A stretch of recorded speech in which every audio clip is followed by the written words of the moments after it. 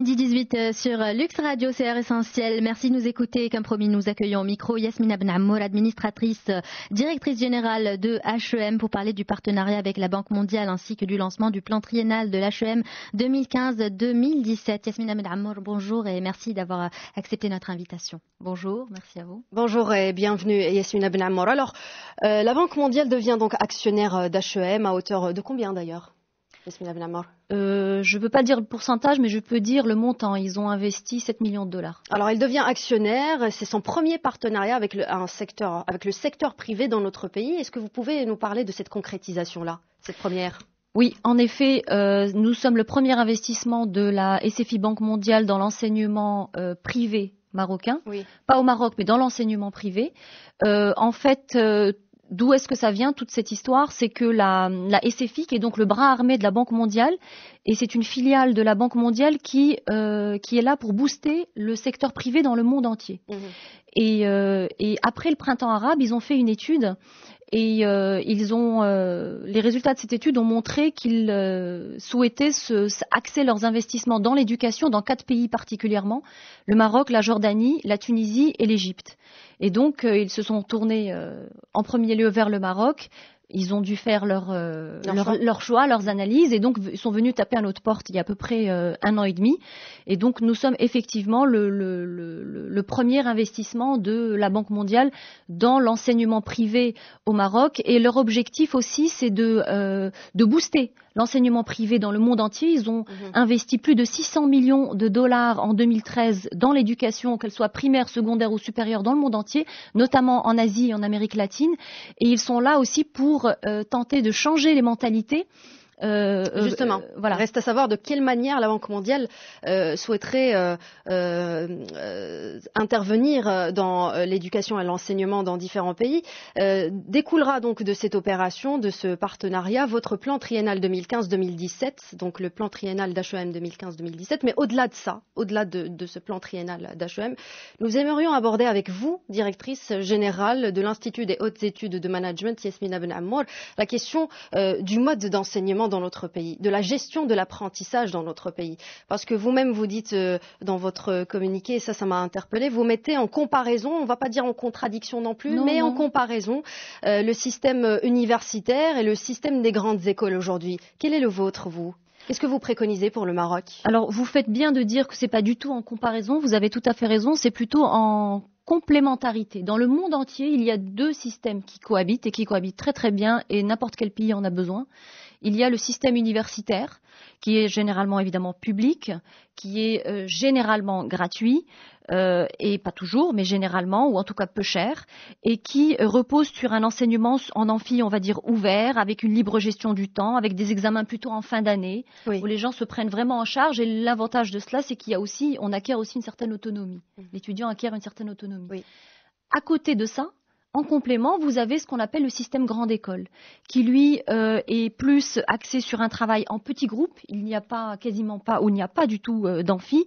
Les cours sont plus interactifs parce que le professeur a en face de lui 25, 30, 35 étudiants maximum, et non pas un amphi de 400 ou 500 personnes, voire plus.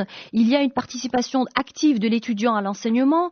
On met en exergue son sens de l'initiative. Il y a un encadrement plus rapproché. Il n'y a pas des examens en fin d'année. Il y a un contrôle continu tout au long de l'année. Donc c'est ça, si vous voulez, la différence entre le système universitaire et le système grande école. Et au Maroc, nous avons un bon système de grandes écoles, notamment, je parle du public, de belles écoles comme le NCG, comme l'ISCAE, et dans le privé aussi. On va y revenir, mais ils ont un point commun, les modes d'enseignement dans le secteur public et dans le secteur privé, c'est qu'on est dans la transmission du savoir. Oui. C'est-à-dire que l'enseignant, il est là, il parle finalement. Il parle, il transmet son savoir, et ça s'arrête là. On a l'impression que ça s'arrête là. C'est pour apprendre quelque chose, passer un examen et passer à autre chose. Ce qui fait que les étudiants, parfois, il y a une déperdition, si vous voulez, du savoir derrière. Dès qu'on passe l'examen, on pense plus à ce qu'on a appris dans nos écoles. Alors que finalement, on s'inspire peu des modèles, par exemple, d'anglo-saxons qui disent « teaching is not telling ». Ça va au-delà de ça. Qu'est-ce que vous en pensez, vous ?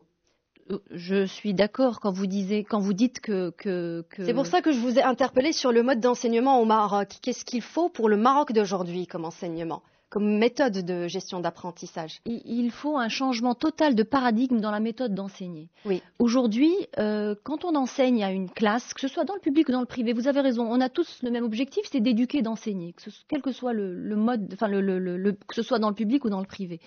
Le tout est dans la manière d'enseigner, de faire arriver à partager un certain message. L'information est disponible. Aujourd'hui, avec Google, voilà, avec les médias, avec Internet, les médias, avec tout ça, il ne s'agit plus de donner l'information. Avant, c'était juste, je donne l'information et c'était déjà énorme parce que pour l'avoir, il fallait aller chercher cette information. Aujourd'hui, l'information est là. Donc, un professeur qui se contente de donner l'information, ce n'est plus un bon professeur, entre guillemets. Ce n'est pas vraiment un enseignant. Tout à fait. L'objectif maintenant, c'est d'aider l'étudiant à choisir la bonne information dans ce gisement d'informations. Et l'objectif aussi, c'est de lui apprendre à prendre ce qui est bon pour lui, à laisser ce qui est moins bon et à s'orienter dans cette jungle de l'information. Donc la mission d'enseignement a changé. Moi, par exemple, à titre personnel, j'enseigne. Quand vous donnez un chiffre à votre étudiant en lui disant X% d'importation ici ou Y% d'exportation dans tel domaine, il va tout de suite sortir son smartphone et vous dire Madame, vous avez faux. C'est pas la bonne info. Sur Google, il y a marqué 15% et pas 17%. Comment vous procédez, vous, Yasmine Abnam? Je rappelle que vous êtes administratrice, directrice générale de H&M. Comment vous procédez, vous, avec vos étudiants? Quelle est votre méthode à vous? Ma méthode, c'est que je ne suis pas là pour ramener l'info. Je suis là pour traduire l'information avec eux, pour les aider à chercher l'information là où elle se trouve. Donc il y a aussi beaucoup une question de méthodologie. L'acte d'enseigner a changé. C'est complètement différent. Donc si vous êtes là juste pour gaver un étudiant d'informations, permettez-moi de le dire, c'est has-been. Ça ne sert plus à rien. Et justement, mais ça, on l'a pas vraiment assimilé, hein, j'ai l'impression. C'est pour ça que Monsieur le ministre a récemment fait une sortie pour essayer de revoir l'enseignement préscolaire, scolaire, primaire au Maroc, avec un certain nombre de mesures d'urgence, où il fera ce qu'il pourra. Et c'est pour ça que le sujet est incessamment sur le tapis, parce qu'il n'y a pas encore eu ce changement de paradigme dans l'acte d'enseigner au Maroc. Et là, le fait pour nous de chaque année, tout le temps, et notamment dans le cadre de ce plan triennal, de consolider le programme Grande École de H&M, c'est exactement dans cet état d'esprit-là où on est là pour donner des aspects techniques, c'est sûr, parce que même si Google est là, il faut quand même leur donner de la connaissance technique, mais aussi on axe énormément sur le développement personnel de l'étudiant, sur ce qu'on appelle le savoir-être, le savoir-agir, et aussi le savoir pourquoi. On est aussi dans une génération qui est un peu perdue. Beaucoup d'informations, beaucoup de choses qui se passent, beaucoup de guerres, beaucoup de morts, beaucoup de maladies. C'est une génération, je l'avoue, ce n'est pas facile pour elles. Ils sont un petit peu perdus, donc il faut aussi leur donner non seulement du savoir-être, mais aussi du savoir pourquoi. Pourquoi je suis là? Pourquoi j'apprends telle matière? Quand on me fait étudier la finance et tel ratio, marketing ou autre, à quoi ça va me servir? Et c'est une génération qui a besoin de concret. Depuis le lycée d'ailleurs. J'insiste sur le lycée parce que je trouve, si je peux me permettre une opinion, je trouve ça assez dommage qu'on connaisse pas bien l'histoire de notre pays, par exemple. L'histoire géo, ça passe comme ça inaperçu. On est là en train d'apprendre par cœur des choses. L'éducation islamique aussi, et derrière, on comprend pas. Limite. Le pourquoi, le savoir pourquoi. On comprend rien, on apprend comme ça bêtement pour passer un examen et passer à autre chose. Si on avait à faire une conclusion, Yasmina Ben Ammour, administratrice, directrice générale de H&M, de cet entretien jusqu'à ce point-là, en tout cas, c'est l'importance du capital humain dans l'enseignement dans notre pays. Alors, il y a une charte nationale d'éducation et de formation qui a été un petit peu revue depuis 1999, etc. Il y a des éléments. Vous avez évoqué le travail du ministre. D'ailleurs, ça sous-entend que vous pensez qu'il est responsable de la situation actuelle. Non, il n'est pas responsable. Qui doit orienter les enseignants vers de nouvelles méthodes, selon vous? Il effectivement, il n'est pas responsable. Non, la situation dure depuis trop longtemps pour qu'on puisse responsabiliser une personne. Ce serait trop méchant. Oui. Le département, je veux dire la stratégie. Oui, le gouvernement et les gouvernements successifs, je dirais, sont responsables. Et ce qu'il faut, c'est du courage. De la part de qui? Des responsables du gouvernement en général, du ministre en particulier, du courage d'affronter la situation parce que c'est un énorme chantier et d'essayer de changer les choses petit à petit parce qu'on ne peut pas tout changer d'un coup, mais d'avoir le courage de certaines choses. Alors, on n'a pas beaucoup de temps, mais dernière question, juste sur la charte justement nationale d'éducation et de formation qui comporte ceci dans son premier article, et je voudrais votre commentaire là-dessus très rapidement. Le système éducatif du Royaume du Maroc se fonde sur les principes et les valeurs de la foi islamique. Il vise à former un citoyen vertueux, modèle de rectitude, de modération et de tolérance, ouvert à la science et à la connaissance et doté de l'esprit d'initiative, de créativité et d'entreprise. C'est beau. Sur le papier, c'est beau. Ça veut strictement rien dire. C'est beau, c'est pas du tout vrai aujourd'hui. Si on n'a pas le temps d'analyser mot pour mot ce que ça veut dire, si ça a un sens et c'est beau, c'est ma première réaction.